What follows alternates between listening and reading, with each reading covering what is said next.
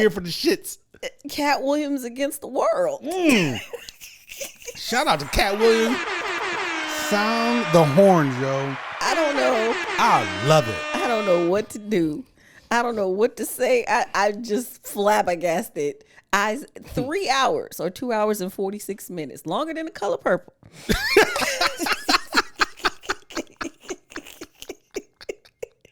That was good. You get good at this.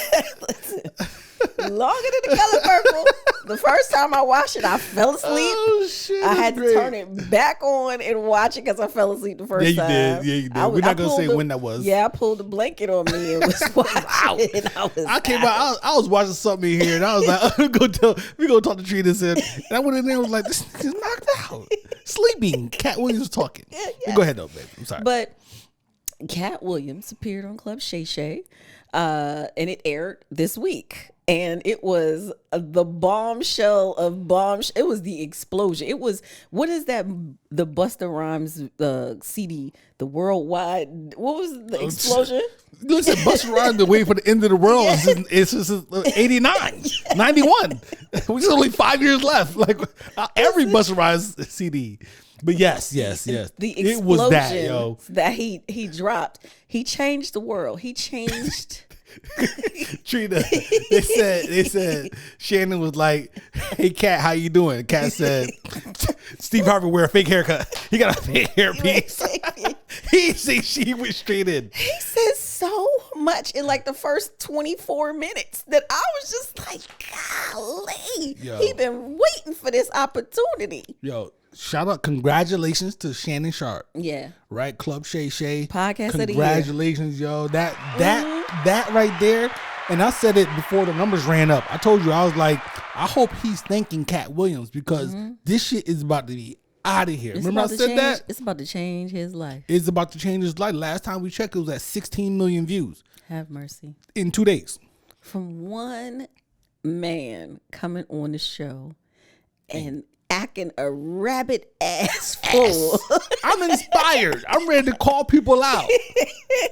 Yo, he crushed that shit. I mean, he said it. He was so calm. And now all the clips and the receipts are coming out on the internet, verifying and people verifying what he was saying. And that's the scary part. The nigga wasn't lying. Now, I do have a couple issues. Oh, me too. I wrote it down. Remember I told you, I was like, one of the issues that I have with Katt is that he has a very detailed answer for everything. And I'm like, bro, your life, it had to be some just happenstance happening in your life at some point. Everything couldn't have been completely thought out from the beginning to the end.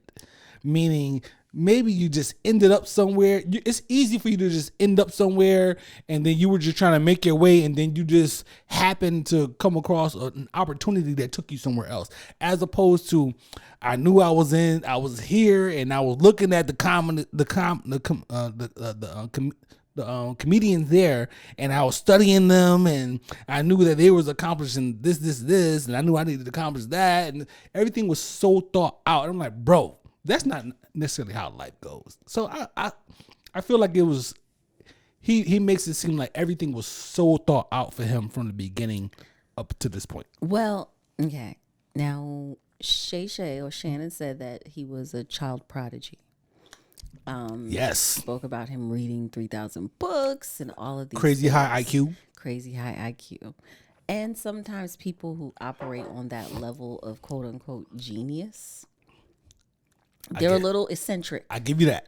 A little eccentric. I'll give him that. And yes, there are sure. some things. And so maybe his depiction of events, the way he sees it, is how he describes it. And it like you said, it may not, everything might not have been calculated, but maybe in the midst of situations, he was calculating or planning his way through it, or I don't know. I can dig it. I could be completely wrong. I'm not saying that it's not what he said it was. I'm just saying that him saying the way he describes everything makes me feel a certain like, bro, really everything was all, but yeah, you're right. That's a great point, yo, because They said he got accepted to college crazy early. Yeah, like he was age. he's super young and his IQ is really high and everyone speaks pretty highly of him. I'm just trying to understand. Nobody is gonna say nothing about Katt talking about the Illuminati.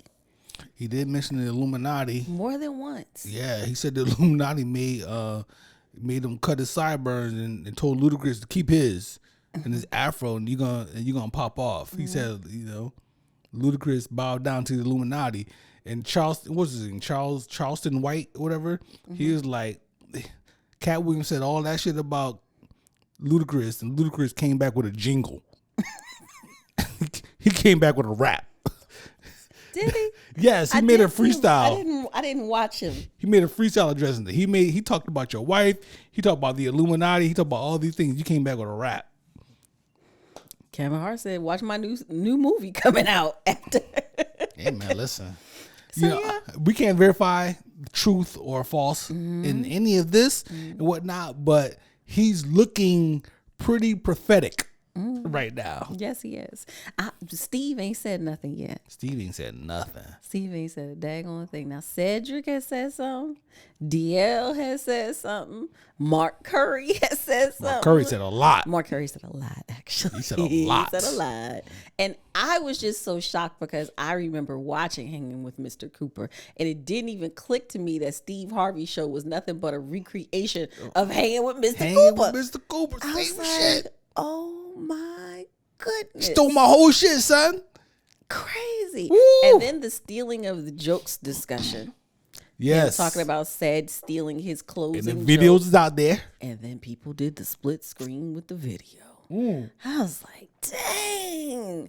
I mean, he was shots fired on everybody. He even threw Diddy and TD Jakes in there. He got him in there too.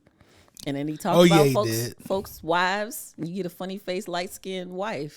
Funny face like that do no interviews. That do no interviews. I was just like, holy guacamole, is there anything left? Oh, that was fantastic. I watched the entire thing. Yeah, me too. It was great. Yeah. That was captivating. It was entertaining. And I already like Katt Williams. You know what I'm saying? I think he's really funny. I love his stand-ups. He's hilarious. He is hilarious. He is hilarious. And, and he seems, when he does his interviews, this one he mixes it up a little bit. Because typically in his interview, he's like Eddie Murphy and Martin. They're not necessarily performing in their interviews. They're usually just pretty calm and serious and stuff like that. Very but serious. This one, he was kind of cracking some jokes here and there and being a little funny. He was having fun. Yeah, he was having a good time. So I appreciate him for that. Yo, Katt, shout out to you, brother.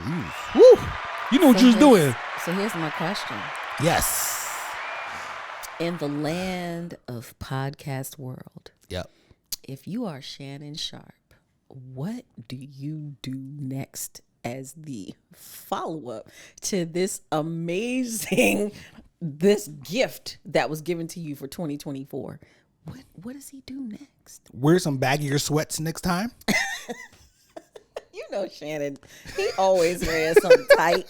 He got a stylist, and that stylist stay putting him in tight clothes. Okay, sweaters. All right, man. I ain't clocking you, Shannon. I rock with you, Shannon. I like you different, son. What do you do next? If we had an episode that had 16 million views in 1 week, what do you do as the follow up the next week? I'm sure he already had. I wonder if he already had some other shit filmed that he worked on. But do you throw it out the window and say, okay, we gotta? It changes your operation, I would think. Yeah. Now, you know what I'm saying? So you have to really calculate your next move, and you don't want to get. It's a fine line. Like you don't want to get. You don't want to start chasing that. Correct. It's like, you know what I'm saying, like the crack high, right? When people, you know what I'm saying, you don't want to start chasing that and whatnot. But however, you do want to try to elevate your shit because that puts you on a whole different plateau. Now you have a whole new audience, right? Who were not watching you before, right? Everybody's watching. The black people, the white people, the Latinos, the producers. The television stations. It's a lot of things executives are now you're on their radar. Yeah, it's a lot of things to assess. You don't want to start trying to get the salacious headline or try to get your guest to say something crazy. Right. You want to improve your craft. Right. And you know what I'm saying? You're interviewing craft. He did a good job of just letting him go. Yes, he did. You know what I'm saying? But there was times where it's like, you can tell he was like, you know what? I don't know what to say, so I'm gonna just go ahead and sip this cognac. So, if you're Shannon Sharpe, do you take the phone call from Steve Harvey? Hell yeah. Hell yeah, you take that phone call. What do you say? What do you say to Steve when Steve is like, hey man. What? What the hell was that?